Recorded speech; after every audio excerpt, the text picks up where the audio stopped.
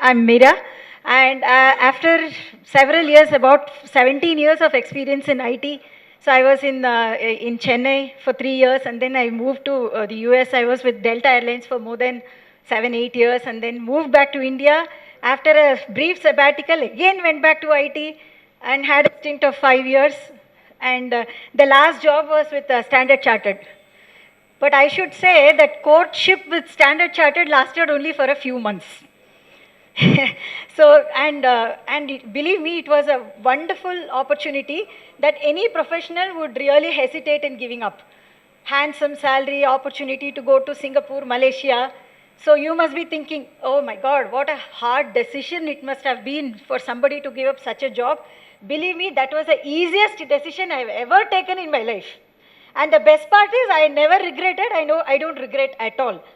It took me just one night when I was thinking, what value am I adding to myself and to the society? The question was very simple, but of course the deliberation was too much, and very next day I put my papers.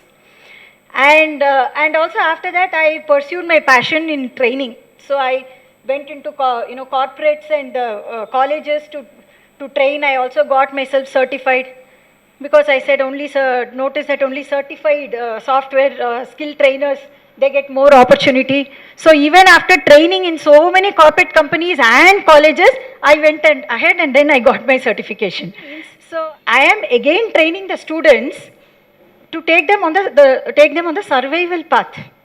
I am not helping them with their inner blossoming. That was number one. Number two, interviewing with my own self. As I said, I have my own thoughts and different theory on interviewing, campus recruitment altogether, which I don't want to share here. So I am doing many things which I don't believe in. So what am I doing? So this was the most difficult time of my life, I should say, because time was so suffocating. I had so many questions in front of me as to what should I do, but very few answers. And there were so many noble thoughts and fantastic ideas, but no direction. So what should I do? This is the time I came to know about Disha Bharat. Disha, honestly speaking, it was almost like an answer to my inner call for my tapas. So Disha, when I got introduced to Disha, it was actually given to me on a silver platter to just take it, lap it up, which I did. So Disha, I came to know, was I attended their orientation program last year to become a volunteer. But I was so impressed with the program that I decided to become full-timer. And I'm very happy about it. Disha was started in the year 2005 to give value education to school and college students. So this is the main objective of Disha. And in order to give you let me ask you a few questions. Every year Forbes magazine, they release the list of world's richest people. How many of us do we remember? Except Bill Gates, because repeatedly he has been the richest person. Other than Bill Gates, how many of us do we remember? And there have been so many powerful people. And in India, there was one person who served as a president of UN General Assembly. And there was also one special person in the pre-independence era who had more than 12 PhDs. How many Miss Universe, Miss World, Miss India have come and gone from this planet? How many of them do we remember? Maybe one or two, because somewhere we read a news about them. The truth is, we don't remember them because we don't talk about them on the daily basis. Not even once a year we talk about many of them. So which means it is not the money, it is not the education, it is not the power, it is not the fame. So what is that X factor that will make people celebrate you when you are alive, and which will make people remember you even after you're gone from this planet? That X factor is nothing other than values. The same question that I have been asking myself again and again, what value am I adding to myself and to the society? It is the values that is the X factor. And that is why Baba Sahib Dr. Ambedkar, he is not remembered for the PhDs, for his education, but for the contribution that he made to our constitution. And Mahatma Gandhi, wherever we go, I had a conference last week where they took, international conference where they took Mahatma Gandhi more than 20 times. But he did not hold any prestigious position. He was not in any power, but still he is the world leader. Swami Vivekananda from 19th century, he is still the youth icon. So this is how it works. Because of the contribution that they have done, they have made difference to, and recently why Dr. APJ Abdul Kalam, he was embodiment of values. That is why we still celebrate him. So it is the values that will make people remember. So the change, the impact that we make in others, and that is why we have all gathered here to see what value I can add to the society, how I can make a difference in the, at least in the 10 people, in my time.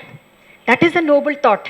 So if we all understand the value of values, I need not talk about the importance of value education. I'll sound rhetoric if I say, oh, value education is important.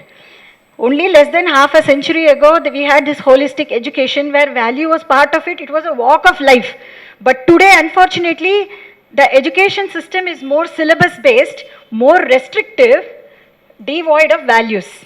Not much importance is given. This is where the gap is. This is where it is a world of I, me and my that has developed today. So that is where Disha comes into picture. So Disha says this gap is there which we will come and fill. So the vision of Disha is transforming youths to transforming nation. So when I came to know about Disha, I have worked in so many colleges, so I was very comfortable working with youngsters, youth.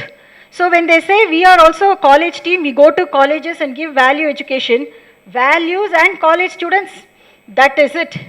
So that was number one motivating factor for me. I said, it was like 100% match on what I wanted to do and what Disha was offering me. I went and joined. And number two, very interesting fact is, walk the talk. People who are in Disha, I found that they are walking the talk, whatever they preach to the students, I found that they are also following that in their life. So that was number two. Number three, there are young professionals in late 20s and early 30s who have given up their job just like that. And then they have taken peanut salary, which they don't care also, and they are working for this cause. Well, if this cannot inspire me to give up what the commercial training that I was doing, then I said, then I cannot forgive myself later in my life. So that was one. And other thing, when we say value education, you might be thinking, oh, whole day lecture. No. The other interesting fact was everything was fun-based, activity-based. So the students can actually have enjoyment during the session and also learn a lot. So these were the main things. And of course, number 5, the most important thing is the experience of conducting the workshop. It is new college every day, new students and new experience every day. And few of the students, when they come back and still be in touch with you and tell us that, ma'am, you taught this and there is a transformation, there is a change inside me, ma'am, I have stopped smoking. Or they say, ma'am, now I feel very energetic. That is a magical experience which even $1 million cannot give you. So these are the main things why I'm with Disha. It is a very brief period actually. I joined last year, but still it feels very new. It is a new experience. But when you are thinking about social service, when you are thinking about joining an NGO, it is the heart that has to speak first. So the decision has to be taken. Yes, your head also should work, but it is a heart that should actually be the main decision maker. If your heart feels, as Vivekananda says, talks about 3 H.